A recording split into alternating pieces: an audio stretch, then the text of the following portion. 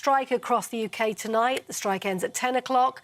Delivery Job UK, a group representing many of the workers, has arranged the strike, demanding better pay and working conditions for food delivery drivers working in the gig economy. Driver Ulysses Kiofi told GB News that without workers like him, delivery companies are just an app. Company says that they pay us the national minimum wage, but this is a lie, because we get paid £12, £11, but this is gross. We had to set money aside for tax, for expense, for insurance, and at the end, we're only making £7, £8 an hour. Ulysses Kiofi speaking there. Well, for the very latest stories, sign up for GB's News Alerts by scanning the QR code on your phone or go to gbnews.com/alerts.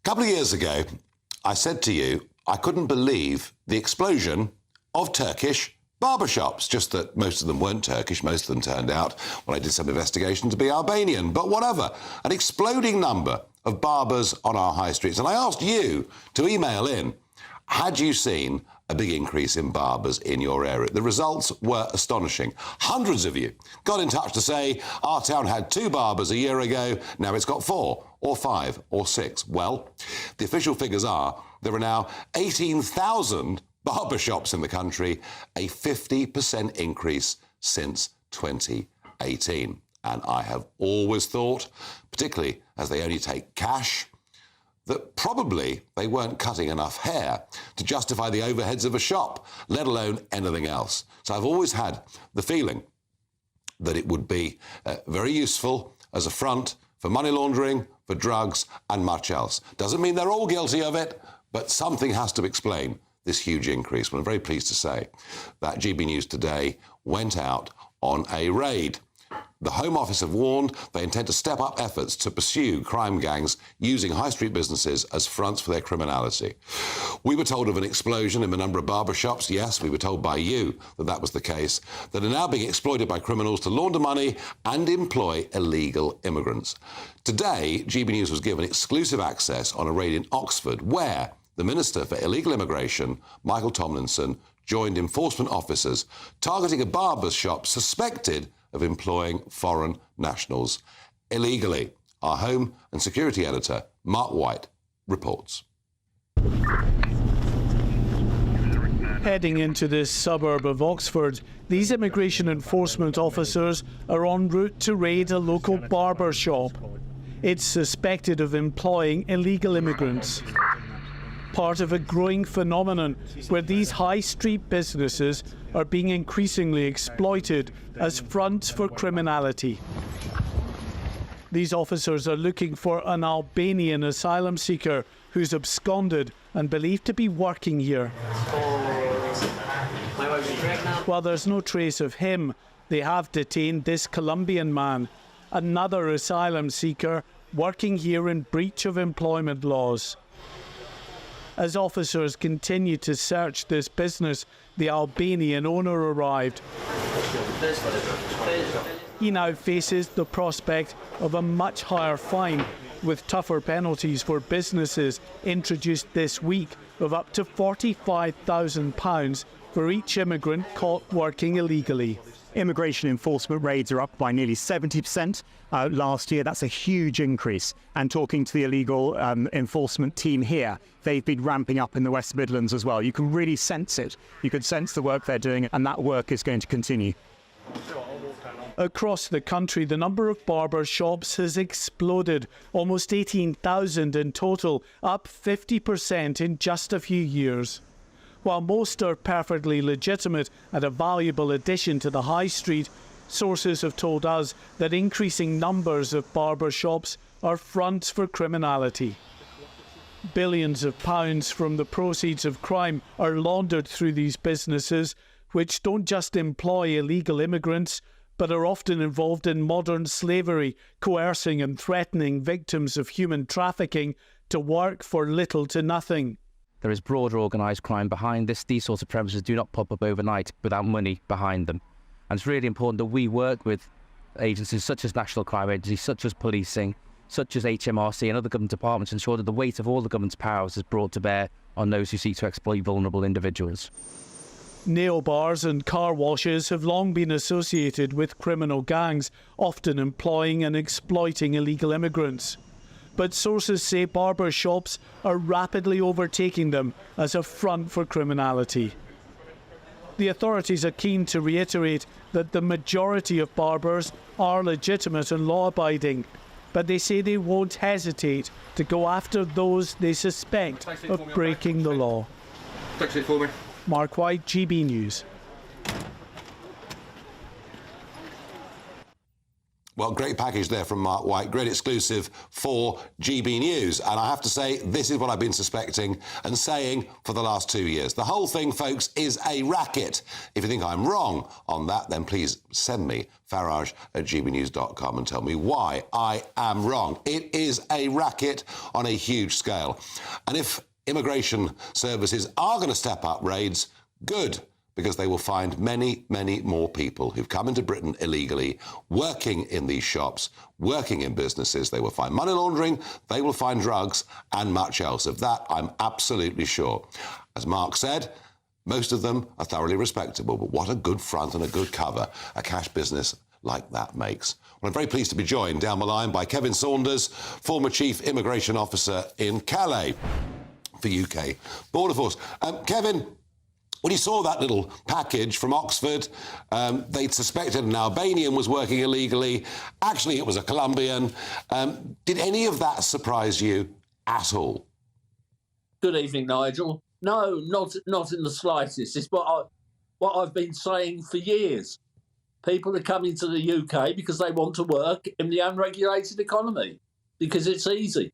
And that's exactly what your item has shown.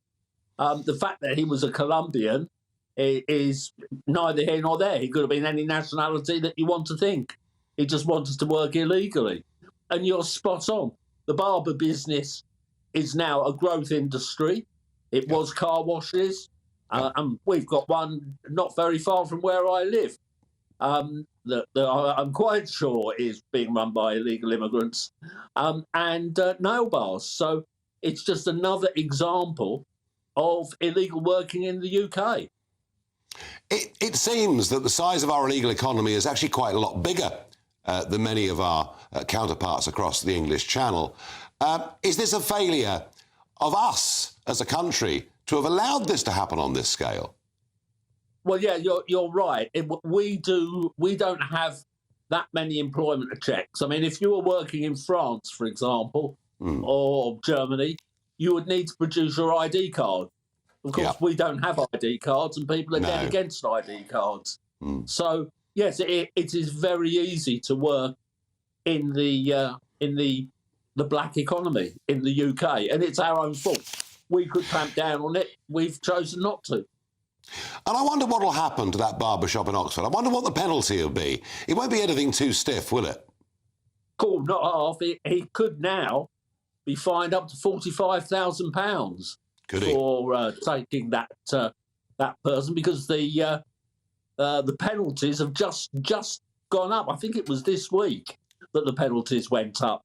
But yeah, it could cost him a lot of money. It could, in fact, put him out of business. Yeah, well, unless he, of course, offers to pay the fine in cash, which may answer a few questions and suspicions that we've got. No, you're right. They have said a massive increase in these fines. Well, let's hope they enforce them. And Kevin, just very quickly, while I've got you, January saw a slight increase in the number of people crossing the Channel from January last year. February's been windy, the numbers are down. There's no sign of this stopping at all, is there? No, unfortunately, there isn't. We need to do more. There's got to be a lot more. I did see an idea which I thought might have some good idea with mooring buoys just off the coast in Calais to stop the people getting onto the boats. And I thought that might actually be a practical idea. Yeah, so did I. And then I thought, well, at low tide, when, the water's 3.5 feet deep, those buoys might be quite good. But at high tide, when it's 25 feet deep, you may well find they tip boats over and drown people. That, I think, Kevin, is the problem. But like you, let's think about everything. Yeah. Thank you for joining us again on the programme. I'm joined by Steve Chalk, former United Nations Special Advisor on Human Trafficking. Steve, this was GB News going out on a raid. It was a shop in Oxford. They found there was a Colombian there who'd illegally entered the country working. But what's interesting is we have this very big illegal economy, and we understand that people come into Britain illegally, disappear, work in that economy. But it's also said that, and whether this is true or not, I don't know, it's also said there are quite a lot of people coming into Britain and actually working under coercive conditions that might not be too far away from slavery. Should I be sceptical about that, or do you think that is going on as well? No, I'm sure that's going on, Nigel, as well. In fact, you probably know this, just at the beginning of this week, the Centre for Social Justice and a charity called Truth and Mercy together produced a report, and it said that the people most likely to be coerced into illegal working in this country, a form of modern slavery, as they called it, are 14 to 18-year-old boys on our council estates, pushed and coerced into becoming mules, carrying drugs for gangs, drug gangs. So huge report from the Centre for Social Justice there. And that ties right into what I see happening in the youth work that we're responsible for around the country. But as you know, I also served as special advisor to the United Nations around human trafficking and communities for 8 years. And the reality is traffickers are always ahead of us in every way. We have to constantly battle with this crime. It keeps on reinventing itself. A people trafficker never gets out of bed to traffic people. They get out of bed to make money. They traffic guns, they traffic drugs, they traffic people. They do anything they can to make cash. They don't care about anybody's life, anyone's possessions. So we've got to keep on top of this all of the time. But it's not just trafficking in from overseas. What you're saying is people already living here on council estates that can finish up falling into this modern slavery trap. Yes, so what happens all of the time is this. A child is excluded from school. I'm talking about people that know this has happened to. A child is excluded from school, and that can happen for all sorts of reasons, not just to do with their poor behaviour. Let me tell you a story about a boy that I know. He ended up outside of school. He wasn't actually excluded. He ended up outside of school because his father beat him up. He went into school the next morning. He had bruises on his face. The school have to report that through, it's a safeguarding issue, and have to report it to the local authority. The local authority had to take action. The police went to his home, saw that the mother was also beaten up, removed the boy from the house. Social services then, after a few days, returned the boy to the house where he was beaten up again for grassing on his father. This time he didn't go to school because he knew that he'd be reported and the same circle would repeat itself. So he hung about on the estate. Somebody saw him, and another kid offered to buy him a kebab and a pair of trainers. He was shown love, attention, first time. He was drawn into the gang. He became a mule. He is a modern slave. He is coerced.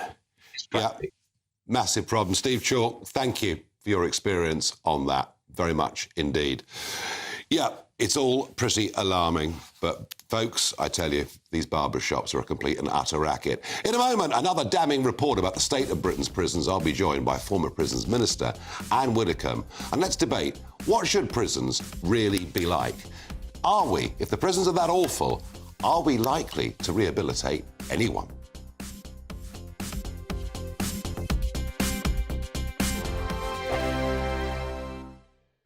2024, a battleground year. The year the nation decides. As the parties gear up their campaigns for the next general election. Who will be left standing when the British people make one of the biggest decisions of their lives? Who will rise? And who will fall? Let's find out together. For every moment, the highs, the lows, the twists and turns. We'll be with you for every step of this journey. In 2024, GB News is Britain's election channel.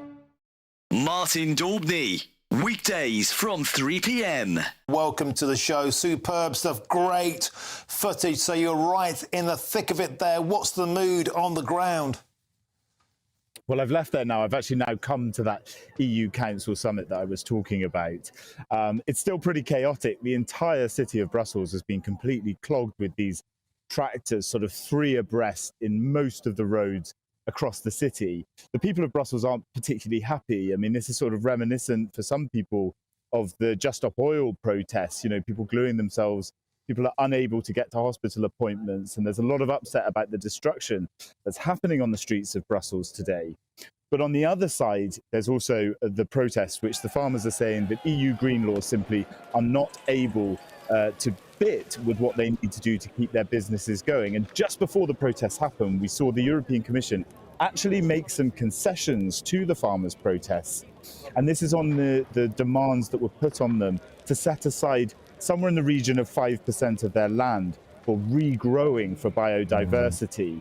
A lot of the farmers have said that's not possible, and the European Commission has said that they can delay that coming in. So they have won a small concession with these protests. And Jack, there's a feeling as well, a huge dissatisfaction that the European Union has managed to find 50 billion euros in aid to send to Ukraine, and yet farmers in particular are on the receiving end of net zero targets, taxation on diesel and endless red tape. So many farmers, Jack, saying they're measuring ditches to see if they have to drain them or not. There are minimum requirements on the width of battery hen enclosures, endless red tape. As Jeremy Clarkson pointed out in Clarkson's farm in Britain, they've simply had enough, and they're shouting, Ursula von der Leyen, we are here. I think the most exciting bit for me is talking to people. People who I think are ignored often by the major news channels. We're going to give news they want to hear. There's a voice there that needs to be heard. I think there's a chance here for a diversity of opinion to be expressed, which you don't find elsewhere. It's really exciting. We don't hold back. We're free to say how decisions that are taken here affect us all around the country. Only on GB News, the People's Channel, Britain's news channel.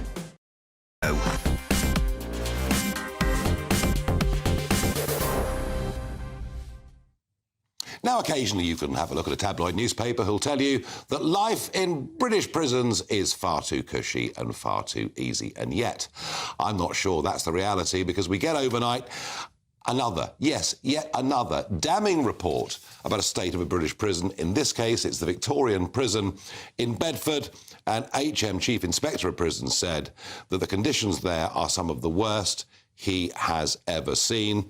He said it's a damning indictment of the state of our prisons, and he goes on to talk about, you know, rats, cockroaches, poor washing facilities. I mean, the whole thing sounds pretty ghastly, which brings us to a very important debate.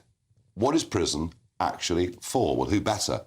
Who better than Anne Widdecombe, former prisons minister?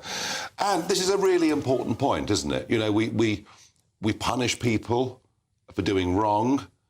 We put them away to protect the public. And that's the punishment bit, I guess. Yes, it's what is called retribution and deterrence. Yeah. So it's retribution towards the person and deterrence towards others who might do what he did. But the mission statement of the prison service is divided into two, and the first is to keep people in custody, i.e. not have them escaping all over the place.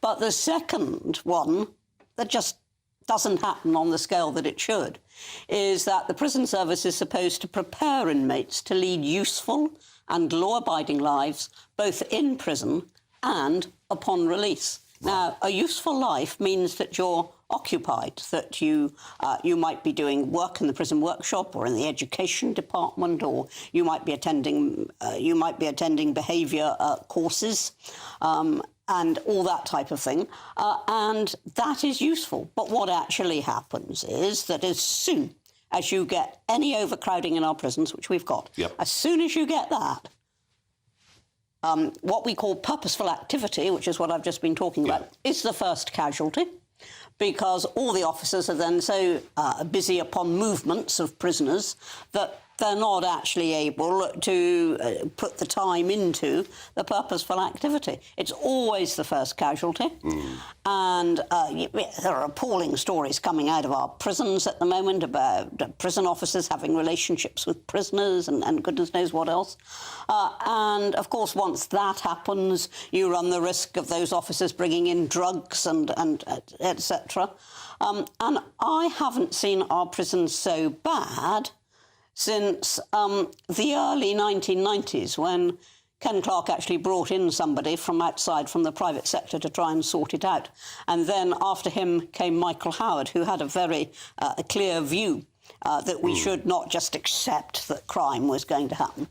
And for a while, the prison service actually was humming along and was doing useful stuff. We've had these problems before. So presumably, if people are not able to engage in purposeful activities, they're then sitting around. Or lying in bed. Or lying in bed. I found one prisoner in bed at 11 o'clock in the morning. Good Lord. Good Lord. And not much chance, then, of them living useful lives when they get out? No. I mean, unless you can actually... I always used to say that if somebody comes into prison unable to read and write, and 75% of them are actually in a state of illiteracy, 75%. Huge number. That if somebody comes into the gates unable to read and write, they should leave the gates able to read and write. I mean, unless they're only there for a fortnight or something, they should leave the gates able to read and write. That, to me, is so basic. It shouldn't even need stating. And if people aren't learning anything useful in prison and they're lying around, sitting around, time on their hands, the prison conditions are awful. The other big problem with prisons is not just that we're not managing to reform enough people, but the growth of Islamism in our prisons. Indeed, and of course, the prison service is in a cleft stick. If they separate the Islamists from the rest, then they just egg each other on. But if they mix them in with the rest of the prison population, then they make converts. That's a very difficult judgment. Yeah, it's an incredibly difficult one to call, and I'm not one who sits in judgment on the prison service, because I think it's one heck of a challenge, and they've got to make individual judgments, basically.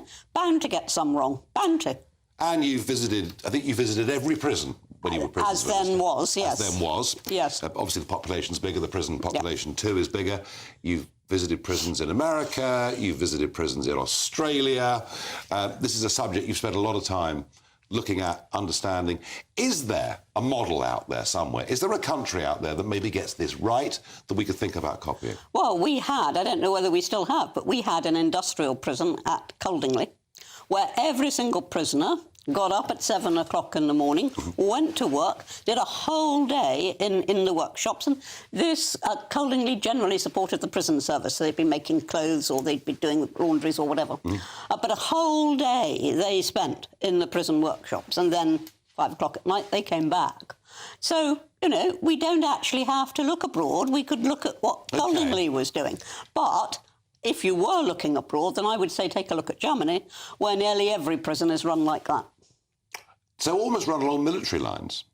No, I wouldn't say military lines, though we had a couple of those for young offenders. I wouldn't say military lines. I would say that it is run on how you and I would live our lives. We have an alarm clock. We have to render satisfaction to an employer or we get the sack. And we do this all day, and then we come home in the evening, and that time is our own. Now, what we were trying to do in Coldingley, successfully, was to get prisoners to take that structured lifestyle for granted. Most of these people, Nigel, they've truanted away their education.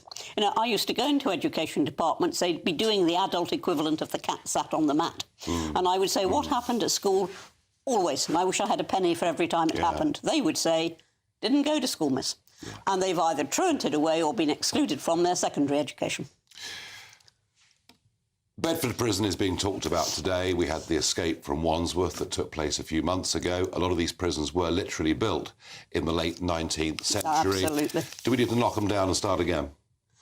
We need to do a certain amount of that, yes. I mean, you can't do it wholesale. No. But over time, that is exactly what should be happening. And indeed, we have built modern prisons over time. And under successive governments, it's not, one government or the other. We have built modern prisons, but there's still too many prisons of the old estate left. I mean, the worst I saw was Arnley Road in Leeds, when in 1995 or 6 they were only just ending slopping out in the 1990s. Yeah. Not the 1890s, Nigel, the 1990s. Now, a prison service spokesman has said the findings of this inspection are unacceptable, which is why we are taking urgent action to address the concerns raised. I want to have one more question with Anne whilst you're here. Yeah.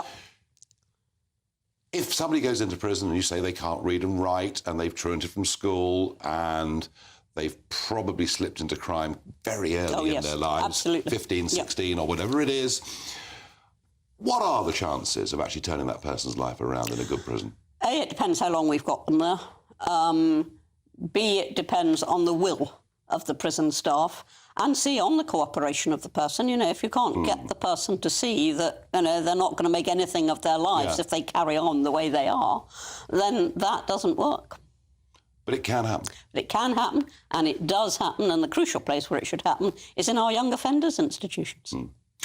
Huge subject, and thank you very much indeed for coming in and joining me. In a moment, Donald Trump caused outrage, well, he's good at that, isn't he, when he talked about NATO and people not paying their bills. Astonishingly, overnight, we get a statement from NATO saying that now a lot more people are going to pay the 2%. So, did Trump actually do us all a favour? Tired of the usual focus-tested, pre-prepared Westminster runaround? Well, so am I. So you want higher taxes? Is your department to blame for this? Are you rethinking this policy? Every Sunday at 9:30, I'll be sitting down with those in power to get the truth about the issues affecting you. Let's be honest, we've known about the cost pressures of this project for years, not months. That's the Camilla Tominey Show, a politics show with personality. On GB News, the People's Channel, Britain's news channel. Britain's newsroom, weekday mornings from 9:30. The EU rules are trying to choke even that. And I just think, you know, I would join this protest in a heartbeat. And you are right to point out this stuff about them being right-wing. How dare they slate them as right-wing when these are real people whose livelihoods are remember, being a lot of trashed. people who work in the farm industry, Malone, get paid very little money. They get paid. Agricultural workers are very badly paid. They get paid nothing, Piers. And, you know, the profits... I think on Clark's Farm I read somewhere that I saw that when you sell it like a sheep's skin, it's 30 pence or something. Right. And you say, what? Yeah. And so you wonder how they can manage that. And I think after a year, Clarkson made a handful of pounds. He made like 90 quid profit or something. In a whole year working. But Carol makes a really good point there, doesn't she, Nikki, about this idea that we go to the supermarkets, we shop there, we eat our food, we don't often give it a thing. And the farmers have become so frustrated by this idea that they are not respected. Absolutely. I mean, they're running what are effectively small businesses, often family businesses that have been passed down through generations. They also tend to know the land and the animals better than anyone else in those areas. You know, I am all for green protests, you know, I'm all for climate change activism, but actually... the only way you can do that is gradually. It's exactly what we've seen with Port Talbot. You know, you can't just go in and say you're not going to do it anymore this way. You've got to do it this way instead. The Tata Steel thing. Yes, exactly. You've got to do it this way instead. You know, lots of farmers are on board with protecting the planet, but they can't do it overnight. You've got to give them time. So they're protesting. You know, they're saying no farmers, no food. When well, you say can't you get any more support obvious. some of these environmental protests, you're not one of these closet supporters of Just Stop Oil, are you? I'm not a closet supporter. I think I've been quite open about Just Stop Oil. No. I don't like all their methods, but I do like the message. Any of them. But I do appreciate the message. But sometimes you've got to do difficult things. What they're asking for now, those protesters, are unrealistic. What these protesters are asking for is not unrealistic. No. 2024, a battleground year. The year the nation decides. As the parties gear up their campaigns for the next general election. Who will be left standing when the British people make one of the biggest decisions of their lives? Who will rise? And who will fall? Let's find out together. For every moment, the highs, the lows, the twists and turns. We'll be with you for every step of this journey. In 2024, GB News is Britain's election channel.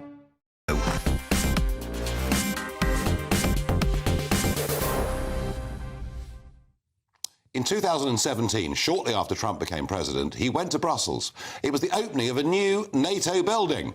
And in his speech, he said, why are we spending all this money on a big building in Brussels? Why have we got all these staff? And why are only 5 of you out of what was then 28 members. Why are only 5 of you paying the 2% membership fee? You are delinquents. And he left them with a feeling that maybe America wouldn't come to their aid. Well, by the time he'd finished as president, actually about 9 of them were paying their way. But 9 out of what is now 31 members isn't very much. Hence, these comments he made last weekend. The Secretary General Stoltenberg, well, I don't know if he is anymore, but he was my biggest fan. He said all these presidents came in, they'd make a speech, they'd leave, and that was it. And they all owed money, and they wouldn't pay it. I came in, I made a speech, and I said, you got to pay up. They asked me that question. One of the presidents of a big country stood up and said, well, sir, if we don't pay and we're attacked by Russia, will you protect us? I said, you didn't pay? You're delinquent?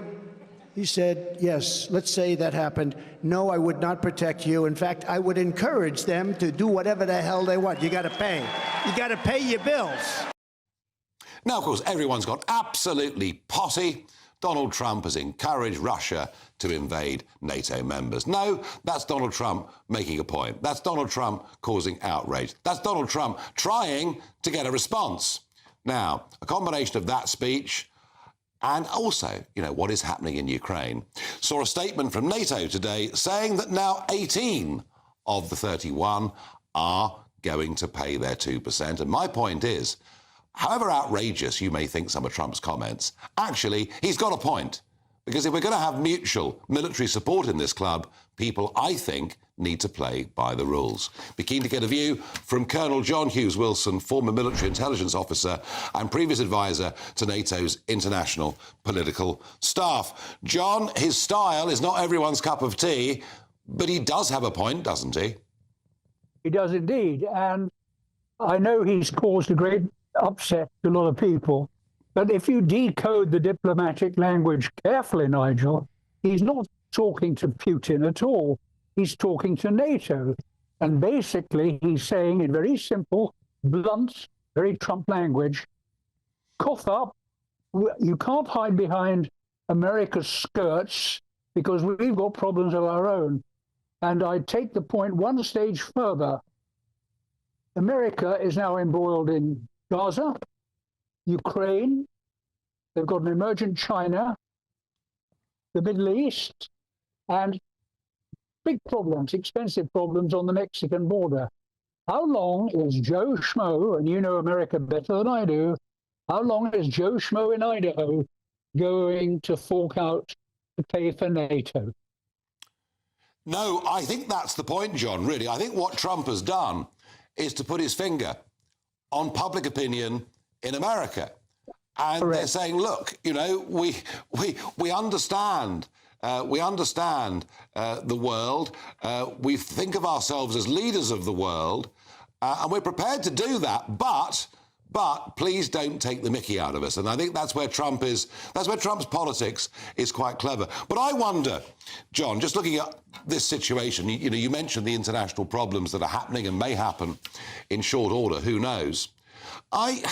Seems to me, our 2%, we are now at 2%, but if you take out the cost of the nuclear deterrent, if you take out some of the ceremonial duties, we're nowhere near 2%. And I'm just wondering, given the state the world is in, given that now some very senior American military figures who are natural friends and allies of ours are asking the question, is the United Kingdom still a serious player? And I say this ahead of the budget, which is coming, of course, on the 6th of March. Shouldn't we really be back to something like 3%, given the international situation? I think that's absolutely right. And the problem is, as Peter Hitchens said in one of the earlier programs, that if you do that, you can't borrow money now because we're bankrupt as a country, as near as damn it. So therefore, you've got to raise taxes. No one's going to vote for raising taxes, which means you have to take some money away from the internal government budget. And one place you could start, for example, is getting rid of a lot of MOD civil servants who excel themselves at their incompetence, as the last few years prove. So there are great cuts to be found inside government. And that's one way you could raise the money. But certainly, we need to spend a lot more money on defense. Because, Nigel, defence is an insurance policy. And as Trump got it right, you don't pay the premiums, you don't get covered when the emergency comes. Well, I think that's a very, very good, clear point, John, and thank you very much for contributing to this debate. Thank you. Well, he put it pretty clearly, didn't he? Now, the What the Farage moment, we get another story in the newspaper. The Times do it today. Yes, we're going to spend money by paying TikTok stars in Albania to do their little messages on TikTok to say, don't cross the English Channel, don't come to the United Kingdom, you'll be making a terrible mistake. And we're paying Albanian celebrities, and we'll be doing the same in Turkey and other countries too. And it's funny, when these stories come up, you think, oh, this is a new idea. Well, no, it's not actually, because in July 2021, the Home Office set up a fake website to deter asylum seekers from crossing the Channel. In August 2021, fake Home Office website targeting asylum seekers was probed, actually, by the Commissioner, because actually we told Afghans not to flee before the Taliban takeover. Whether we got that right or wrong, I don't know. But case after case, you know, Home Office spent $35,000 on ads. We've spent seven-figure money over the last 3 years in all sorts of ways, trying to deter people from crossing the Channel using social media. Believe you me, this will not make a blind bit of difference. It is yet more wasted money. Now, a story last night that really interested me were the three women who turned up shortly after the October the 7th outrage, wearing paragliders on the backs of their coats. And I explained to you last night how they'd been to court, how they'd been found guilty by a jury of a terror offence, namely giving support to Hamas, a banned terrorist organisation. I also mused on air that I found it extraordinary that the judge had effectively overruled the jury and given them non-custodial sentences, and basically said, look, they didn't really believe in all of this. I want to be clear, the judge said, there is no evidence that any of these defendants are supporters of Hamas or were seeking to show support for them. Completely the opposite to what the jury had just decided. And I said last night, I wonder whether I get in trouble for criticising the judge. Well, I'm pleased to say today's newspapers were full of it, and there's more. You know, it turns out that one of the three women had been given asylum status in Britain on the basis that her family were critics of Hamas. I mean, you couldn't invent some of this stuff. And another one of them has been told she doesn't need to pay the £400 costs because she hasn't yet been given leave to remain and therefore can't claim the £400 on benefits. If that wasn't bad enough, let us get to the judge. The judge is Tan Ikram, and he liked a LinkedIn post that said this: Free Palestine to the Israel terrorists, both in the UK, the US, and of course Israel. You can run, you can bomb, but you cannot hide justice.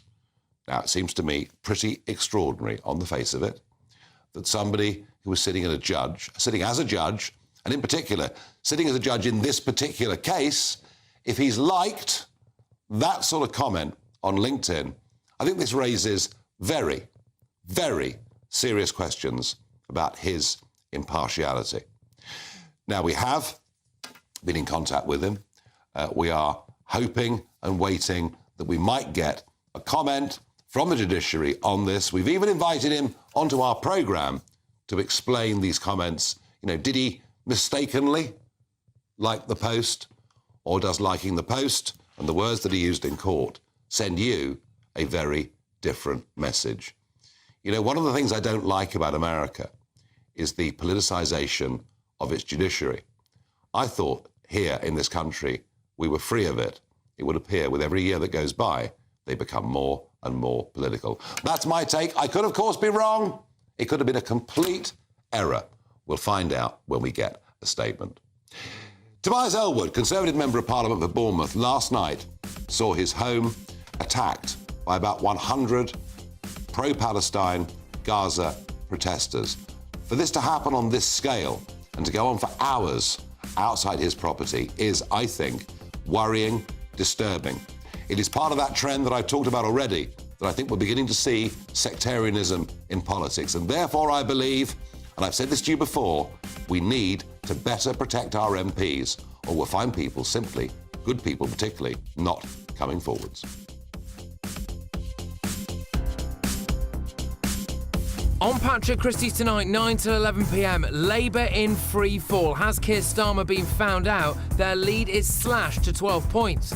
A special dispatch from ex-immigration minister Robert Jenrick from the US southern border. A stark warning to the world on illegal immigration.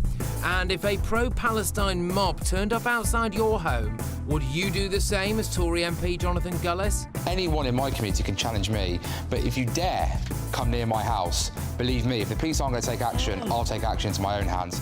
Don't miss Patrick Christie's tonight, 9 to 11 p.m. I'm Christopher Hope. And I'm Gloria Di Piero, bringing you PMQ's live here on GB News. Every Wednesday, we'll bring you live coverage of Prime Minister's questions when Rishi Sunak and Sir Keir Starmer go head-to-head in the House of Commons. We'll be asking our viewers and listeners to submit the questions that they would like to put to the Prime Minister, and we'll put that to our panel of top politicians in our Westminster studio. That's PMQ's live here on GB News, Britain's election channel. The Camilla Tominey Show, Sunday mornings from 9:30. Questions to be answered, and there seem to be a significant amount, does once again point its way to a public inquiry into exactly what happened in this case.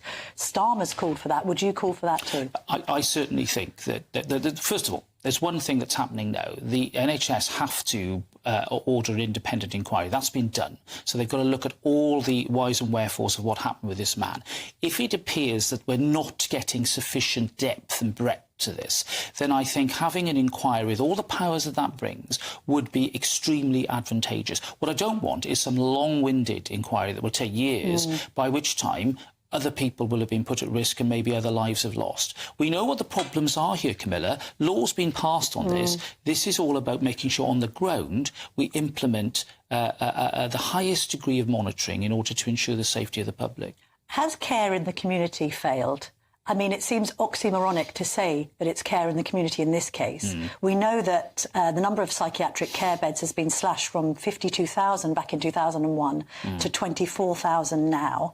I've anecdotally, because I wrote my column about this in the Telegraph yesterday, received quite a lot of correspondence from people saying the situation with care in the community is dire. People aren't being adequately monitored. Was it a mistake to close down all of those mental institutions? I don't think we should go back to those days when we had those appalling institutions where we just lock people away and forget about them, and not just mental health people, but autistic people and disabled people. Horrific way to treat individuals, and you know I campaign on that a lot. I know. However, I think if we move into a more community-based approach, which can be really good for many, many people who are on the spectrum and on that scale of mental health, we have to remember there will be a small but significant number who will continue to pose a danger. Okay. And that's why monitoring is so important. I'm Michelle Dewberry, and I'm not here to tell you what to think. I'd much rather hear what you have to say. So, send in your opinions to gbviews@gbnews.com. Keep them clean, and you never know, I might read them out.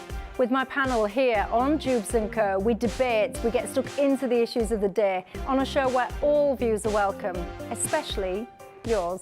GB News, the People's Channel, Britain's news channel.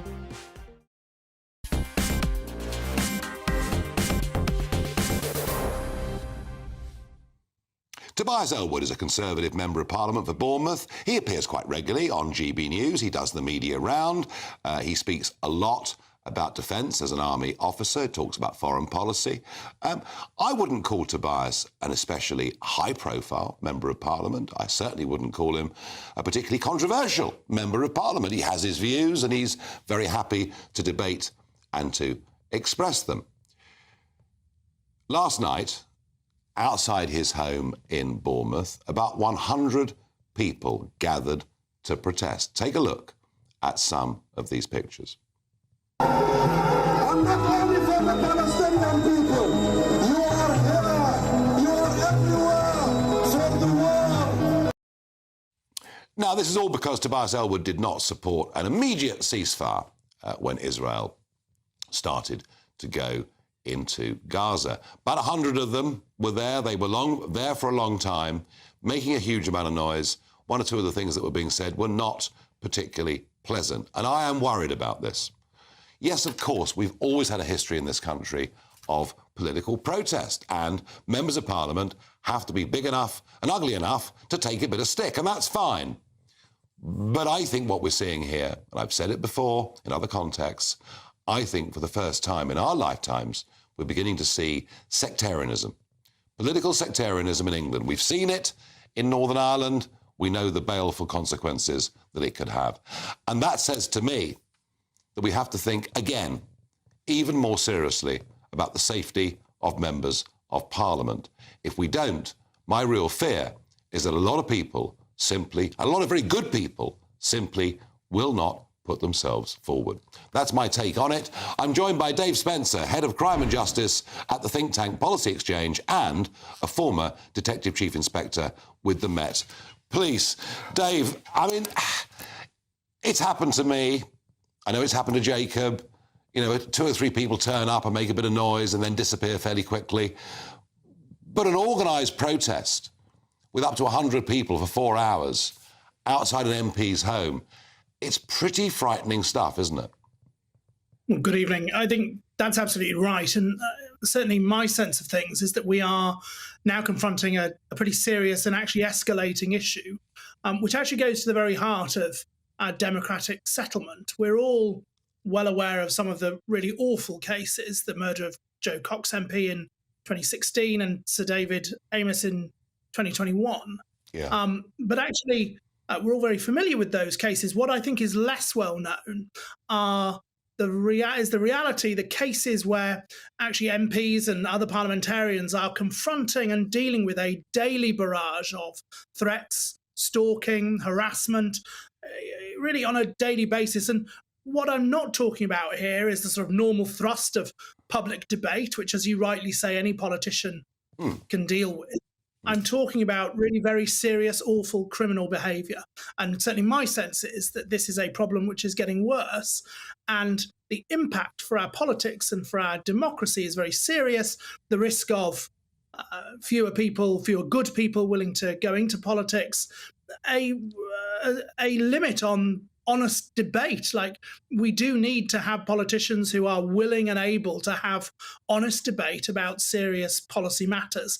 And my grave concern is that these sorts of issues are now going to be having a serious effect on our democratic settlement. I worry too. Do you think MPs should be given close protection when they're outside the parliamentary estate? Well, the national police operation is called Operation Bridger. And there are different aspects of Operation Bridger that MPs, depending on the risk, can access, whether that's panic alarms, whether it's security staff, these sorts of things. I think my major concern here is that while there are some police forces which are very good on this, there are inevitably, I'm afraid, some who are less good. And for some MPs, it is a bit of a potluck depending on which constituency and force area you're dealing with. So I think, you know, there is more to be done, and this is an issue we need to take very seriously.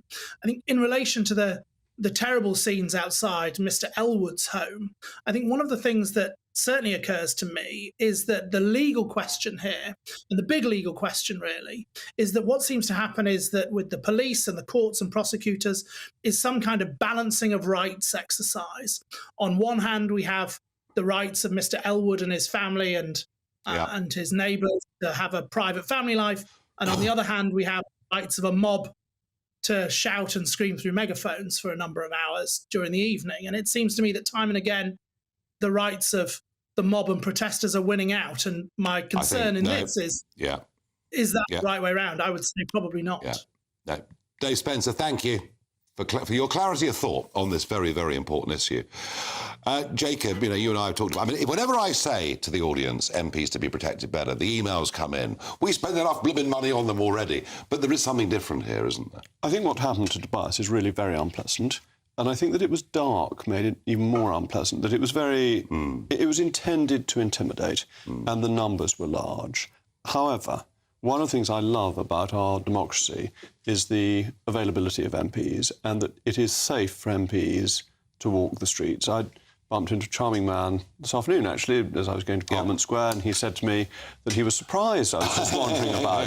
And I was saying to him, I just think this is a real advantage of our system, and I'd hate to lose that. I know. We have to find a way around it. Now, I do have a statement now. A spokesman for the courts and tribunals judiciary said it was a genuine mistake and he didn't know he had liked the post. This is in reference to the judge.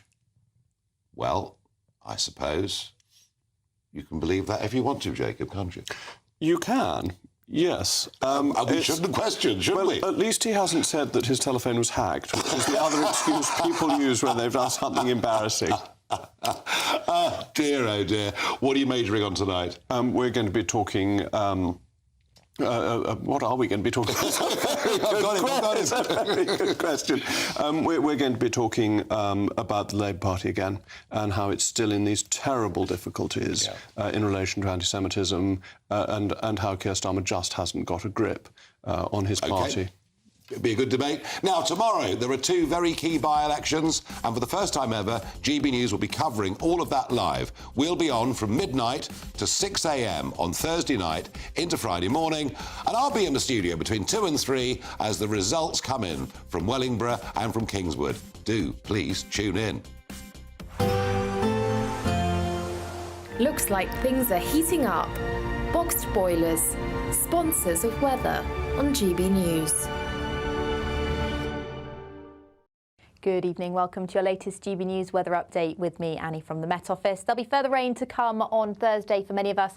It'll be another mild and cloudy day as well. We've got very mild air that's moved up from the south, and that'll be pushing north through the evening, bringing many of us another mild night tonight. However, there's still a lot of rain to come from the south and west as well. That rain will push across parts of Northern Ireland, many areas of Wales, Northern England, and then it will persist across many areas of Scotland throughout Thursday morning. Further south of that, across more central and southern areas of England, it will be drier by the morning, but there'll still be some drizzly rain and some low cloud across the hills and across the coast as well. So another murky start to the day, but another very mild start. The rain will turn quite persistent through Thursday, particularly across southwestern Scotland, but also in the afternoon across South Wales, as well as the parts of the southwest of England too. There's rain warnings in force here, so there could be some travel disruption and water on the roads in these areas. In the south and east, though, we escape the rain through much of the day, and it will be a very mild day. Could reach 17 degrees if we do get any sunshine. The rain clears to the east through Friday morning, leaving many of us with a much drier and better day. Some sunny spells, particularly for more central areas of England and Wales, and temperatures climbing towards 15 or 16 degrees once again.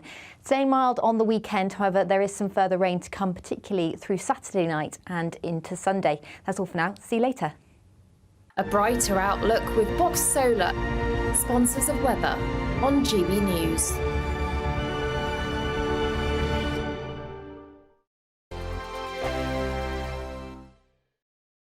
I think the most exciting bit for me is talking to people. People who I think are ignored often by the major news channels.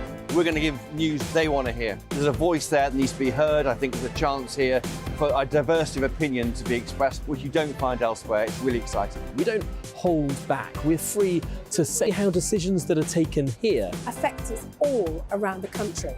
Only on GB News, the People's Channel, Britain's news channel. Good afternoon, Britain. Weekdays from midday. Elon Musk has announced that the first patients to receive a groundbreaking brain implant from Neuralink is recovering well. This is all a bit odd. The product, called Telepathy, uses a robot to surgically place a computer chip in a region of the brain that controls movement. Yes, Elon Musk says that the first goal is to enable people to control a phone or a computer just by thinking. He says that initial tests show promising signs of brain activity, meaning that patients with paralysis could one day overcome their conditions. I'm not sure about this one. Joining us to discuss this breakthrough is applied futurist Tom Cheesewright. Tom, this sounds, well, slightly terrifying. I certainly think a lot of people will be thinking this is something out of a sci-fi horror rather than reality. But this is a technology that's been a long time coming. We've been developing direct brain-computer interfaces for a long time, mostly for the sort of therapeutic reasons that are the initial goal, at least, of Elon Musk's Neuralink, to allow people who are perhaps quadriplegic to have direct control via their brains of initially a smartphone and maybe ultimately artificial limbs or a wheelchair. It does seem fascinating how quickly this technology is moving on. I saw demonstrations perhaps a year or two ago of people playing a very simple Pong game just by thinking, moving sort of one line on a screen up and down. This seems like potentially there has been a breakthrough that means far more complex things can be controlled just by thinking. Well, there's lots of different aspects to this technology. The initial attempts to interface with the brain used actually quite thick prongs almost that went into the brain, and they were quite solid, and so if the brain moved, they could potentially cause damage. I'm Christopher Hope. And I'm Gloria Di Piero, bringing you PMQ's Live here on GB News. Every Wednesday, we'll bring you live coverage of Prime Minister's questions when Rishi Sunak and Sir Keir Starmer go head-to-head in the House of Commons. We'll be asking our viewers and listeners to submit the questions that they would like to put to the Prime Minister, and we'll put that to our panel of top politicians in our Westminster studio. That's PMQ's Live here on GB News, Britain's election channel.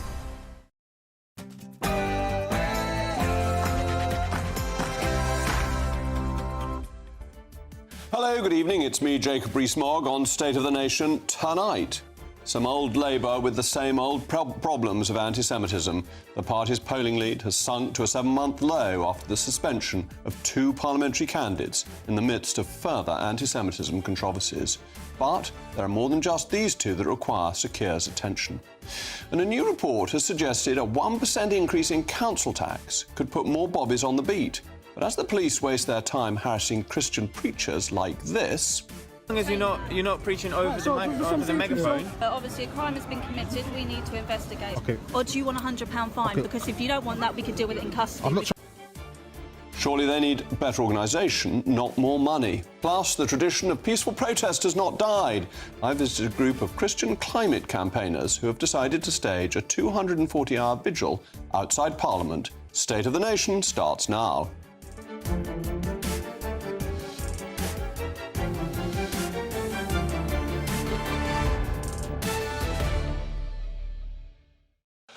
I'll also be joined by my most pugnacious panel this evening, former editor of The Sun, Kelvin Mackenzie, and the veteran human rights campaigner, Peter Tatchell. As always, I want to hear from you. As you know, it's a crucial part of the programme. Email me, mailmog@gbnews.com. But now, what you've all been waiting for, the news of the day with Polly Middlehurst.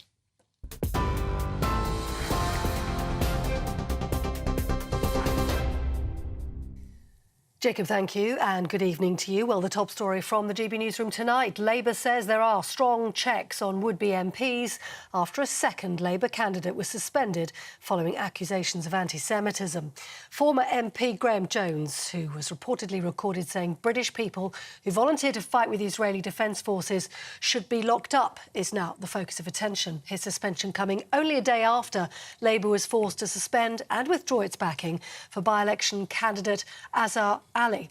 Sir Keir Starmer has pledged to root out anti-Semitism in the Labour Party. The rate of inflation remains at 4% today, the same as December last year, despite economic forecasters predicting a rise. Figures from the ONS found that food prices did fall on a monthly basis for the first time since September 2021. The Prime Minister insists the UK economy has turned a corner, but the Chancellor Jeremy Hunt says more does need to be done.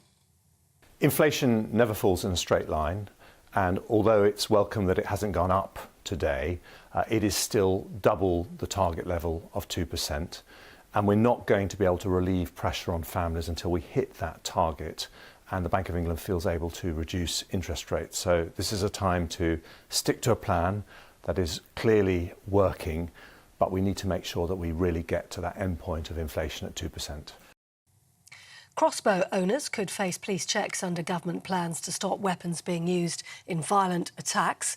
And it comes after convicted stalker Bryce Hodgson was shot dead by police last month after he broke into a London home armed with a crossbow. There's currently no registration system for owning one and no need for a licence.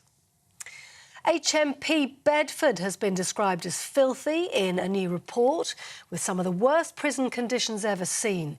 The Chief Inspector of Prisons described multiple problems at the site, calling it a damning indictment of the state of prisons. Charlie Taylor says the neglected jail needs sustained support to improve. It can hold around 400 inmates and has a history of problems, including riots back in 2016.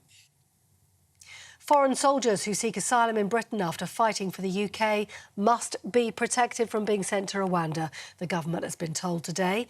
The former Chief of Defence, Lord Stirrup, saying the deportation of foreign fighters would harm cooperation from allies in the future. It comes as the Prime Minister's Safety of Rwanda bill faces considerable opposition in the House of Lords. And with it being Valentine's night, you might want to order something, but you might be better eating in. Thousands of Deliveroo and Uber Eats drivers are on strike across the UK tonight until 10 o'clock. Delivery Job UK, a group representing many of the workers, has arranged the strike, demanding better pay and working conditions for every food delivery driver working in the gig economy. For the very latest news stories, do sign up to GB News Alerts. Scan the QR code on your screen or go to gbnews.com/alerts.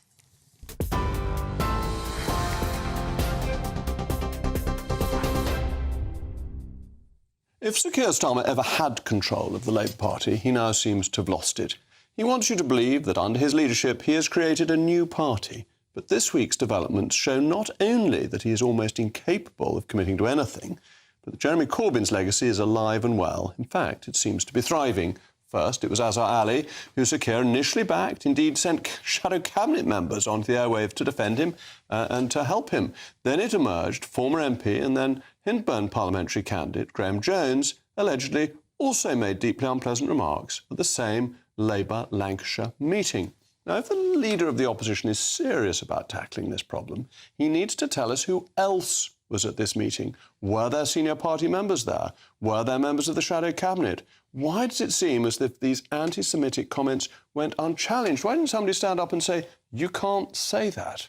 If they had, surely we would know that by now. But Sir Keir's work doesn't end there. The rot left by Jeremy Corbyn continues to thrive. Take the example of the member of Coventry South, Zara Sultana. You would have thought her record prior to entering Parliament would have been enough to have not selected her. It was revealed she had said before becoming an MP that she would celebrate the deaths of George Bush, Tony Blair and Benjamin Netanyahu, and that, rather ominously, the sooner they meet their creator, the better. The concepts of justice and accountability don't truly exist in this life, only in the next. She also praised what she called the Palestinian violent resistance. Ms Sultana did apologise, and after having been caught out, but it hasn't stopped her recently liking a tweet erroneously accusing Israel of committing genocide. But what about the member for Poplar and Limehouse, Apsana Begum, who thought it sensible to pose for photos with a group that justified the 7th of October attacks as resistance to apartheid? Moments after they had happened, moments after these wicked attacks have happened, we are yet to hear apology from her, but she can mail Mog if she would like to send one in. Several of Sir Keir's ministers resigned in protest at his leadership to vote in favour of an SNP ceasefire amendment a few weeks ago. This was the ceasefire bill that would have effectively told Israel to surrender to Hamas. The Islamist apologist, Jew-hating and Britain-hating wing of the Labour Party is alive and well, and Sir Keir's inability to control it shows the party is not ready for government. His leadership is weak and his team are jejune. Today, it was reported that Labour staff were blubbing the poor dear snowflakes after Sue Gray asked them about the leaks surrounding Labour's U-turn on the £28 billion annual Green Pledge. But this is how it works in government. Of course, leak investigations will be thorough. Good for Sue Gray, who is an effective operator, and people who want to govern need to have a backbone, not burst into tears when asked a difficult question. So Sir Keir can't keep the extreme wing of his party in line, he can't commit to a position on anything, and his staff are too fragile to face a leak investigation. It's no wonder the latest polling has revealed the party is at its lowest rating in 7 months. It's because it isn't ready for government. As ever, let me know your thoughts, mailmog@gbnews.com. And I'm delighted to be joined now by my panel, the former editor of The Sun, Kelvin MacKenzie, and the veteran human rights campaigner, Peter Tatchell. Peter, let me come to you first. Is there a defence that can be made of Labour at the moment in relation to anti-Semitism and what appears to be weak and vacillating leadership? Well, I think you're right to draw attention to a few examples where things have gone badly wrong, but I don't think that's reflective of the whole Labour Party or Keir Starmer. I'm sure he was not aware of most of those, and he's now seeking to put things right. I say that as not someone who supports the Labour Party. I support the Green Party. Mm-hmm. But I think, just to be fair and be principled, I think we shouldn't throw the whole book at Keir Starmer. The number of incidents is quite small, wrong but quite small, and I think it does not reflect the majority of Labour MPs or the majority of Labour members. And does he have the toughness to deliver? Because he did take some days before suspending Mr. Ali, and shouldn't he have acted faster? Well, I think as one of the leaders of the Jewish community said, it takes some guts for a Labour leader to effectively give away a seat in order to defend the Jewish community and stand against anti-Semitism. That is what Keir Starmer has done. He's sacrificed what could have been and should have been a Labour seat in order to show that he is serious about tackling anti-Semitism. Kelvin, you've seen lots of leaders come and go. Mm-hmm. Do you think Keir has what it takes? I doubt it, but mainly because I think within his own party there are a number of competing and clashing factions which can't hold together. He has to actually